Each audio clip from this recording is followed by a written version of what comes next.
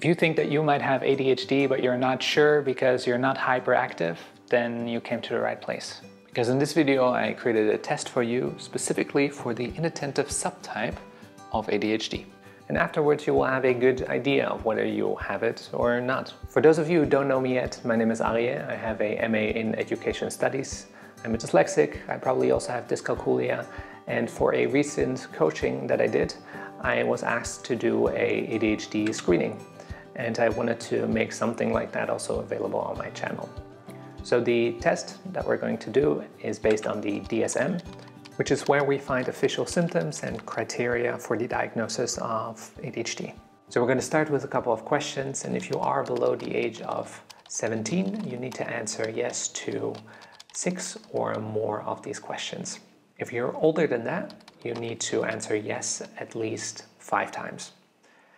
Now, towards the end of the video, there are going to be some additional criteria that also need to apply to you. And just as a disclaimer, this is not supposed to be a replacement for an official diagnosis, so keep that in mind. Okay, so the first question, do you often seem to lose things that are necessary for tasks or activities during the day? For example, your wallet, your keys, or maybe your glasses. Next question, do you often find it difficult to pay attention to details, or do you make seemingly careless mistakes, for example at work? Question number 3, do you often find it difficult to sustain your attention on a task? As an example, you might get bored easily unless it's really interesting to you, and then you just end up doing something else. Next question, do you often find it difficult to follow through on tasks or on instructions that are given to you at work or at school? This might mean that you have a bunch of little projects that still are waiting to be finished.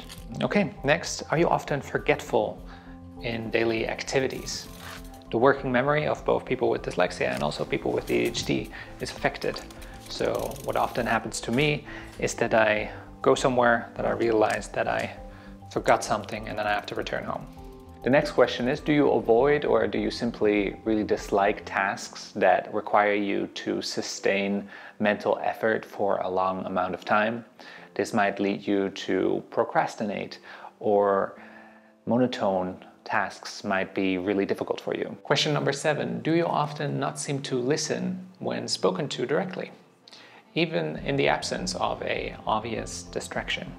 The following question is related to the last one, and I would like to know if you're easily distracted by external stimuli.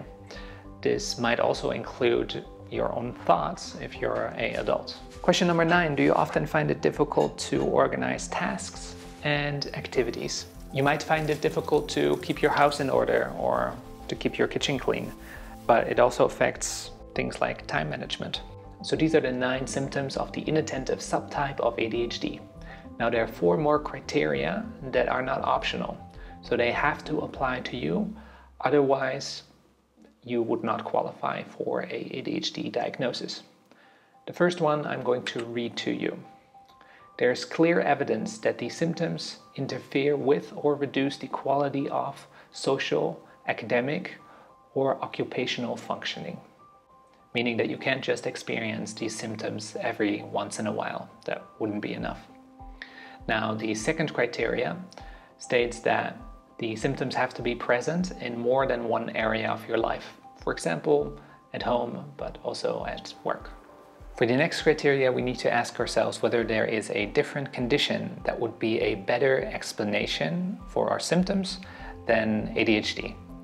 For example, dyslexia or dyscalculia. For information on that, you can have a look at my channel. Now for criteria number 4, we need to make sure that several of the symptoms of this inattentive subtype of ADHD were present before you turned 12. And I think the best way you can check this is by sending the link of this video to somebody that knew you when you were that age. For example, a parent or a friend. If you got value out of this video, please give it a like and see you in the next one.